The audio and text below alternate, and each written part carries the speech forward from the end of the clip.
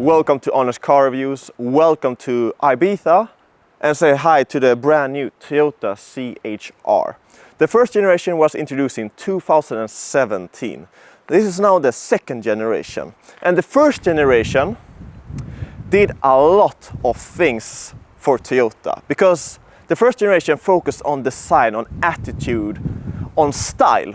And this new CHR is continuing on that concept. So where style, where attitude, where, those kinds of ideas, values are prioritized. So in this review, I'm going to find out if the second generation Toyota CHR continues the footsteps of the previous CHR and if it can compete and be a premier C-segment crossover.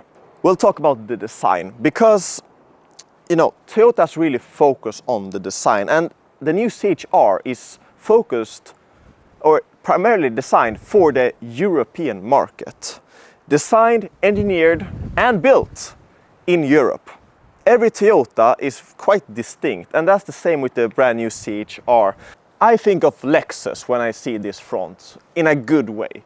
But you have this two-part kinda C-shaped front lights, this very angular front, shark nose kind of thing, this quite big grille, the plastic trim lower here, very aggressive, but not overly done. I think Toyota's pulled back on the aggressiveness compared to the first generation CHR.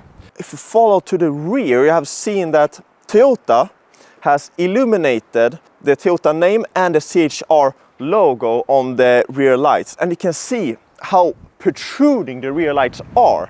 With the new CHR, of course, the suspension, the platform underneath, the components, all of these things have been revised, updated to make it more comfortable, to make it more luxurious, more of a premium feel of everything. And at least in terms of the exterior, I think they've really done it. So I talked about the design, I talked about some of the things that Toyota's done to, make the second generation CHR a more premier product. The suspension is new, the new GAC platform underneath has been revised, of course, and is here as well. Same as in the Lexus RX, so it's a very modular platform. But of course, inside there's been a lot of new things done to make it more premium, but also more environmentally friendly. So if you follow me.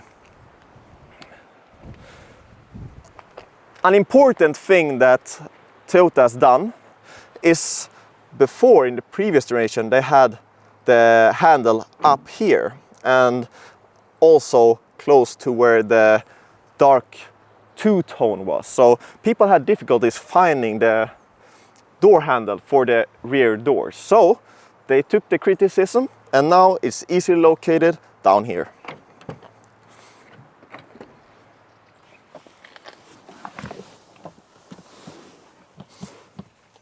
I'm 187 and there's a lot of headroom. Really thankful for that.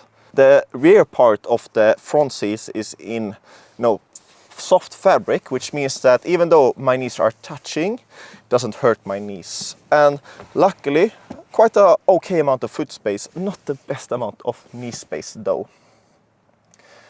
A new feature is the panoramic sunroof. There's a special coating, which means that Toyota could remove the sunshade. So they reduce the weight, reduce the complexity, and the price of the motors, of more components. The plastic of a lot of parts are molded, but the pigment that makes this part black is now introduced in the entire component. They use less ink, less product, so more environmentally friendly. The fabric is not real leather, it's fake leather, and the textile is from recycled PET bottles. In the driver's seat of the new Toyota CHR, and what a next level experience this is. The seats, the design, it feels upscale, that's for sure. A lot of dark plastic, but you do have some metal accents through the interior. Also, Toyota's used a lot of lights through the interior. 64 of them you can choose between, and they've integrated the lights into the safety feature. So if I open the door here and there's a car coming, or a bicycle or a pedestrian or something, it will light red here and warn me. Or if I'm starting to park and I'm getting close to a car in front of me, there will be a warning for that as well. The steering wheel reminds me a lot of the Lexus steering wheel, and most importantly, buttons. Super thankful for that. The same with the control for the AC. Simple to use, everything is there where you need it to be. And I should talk about the infotainment system. That is new, of course, and reminds me a lot of Lexus. A lot of components inside, and also some of the design features outside reminds me a lot of Lexus. And because of that, feels more upscale. Very quick, very responsive. Of course, navigation that works fairly okay. Can't compete with Google Maps and those kinds of navigation system, but very decent and up there with basically anything else on the market. Some of the controls are also down here for the 360-degree camera, and Toyota's also introduced a camera for the rear view mirror, which increases the safety in all aspects. Behind the wheel of the new Toyota CHR, and I can already say that it's an elevated driving experience compared to the previous generation. It feels more settled down, it feels more stable, it feels more powerful. In the 2-liter that I'm driving right now, there's the 1.8-liter, less horsepower, and the plug-in hybrid. We also have the 2-liter front-wheel drive, but that won't come to Sweden. So this is the 2-liter 4-wheel drive. So the rear axle is powered by an electric engine. 200 horsepower combined output. But the electric engine is actually quite powerful, and the only thing hindering the power that it can use is the battery, basically. Very good visibility, but at the rear C-pillars, those are absolutely massive. So there's a bit of a blind spot. Luckily, the car has the camera-assisted rear view mirror. It has 360-degree cameras as well, and all of the new and reinforced driving aids. Unfortunately, the active cruise control, if I try to set it, the cruise control is not available. See instruction manual. What's that about?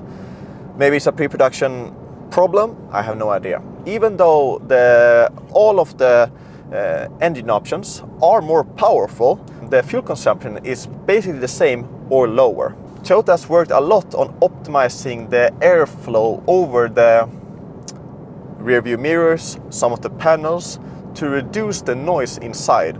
That's some of the things that Toyota has worked on to make this feel like a more premier driving experience.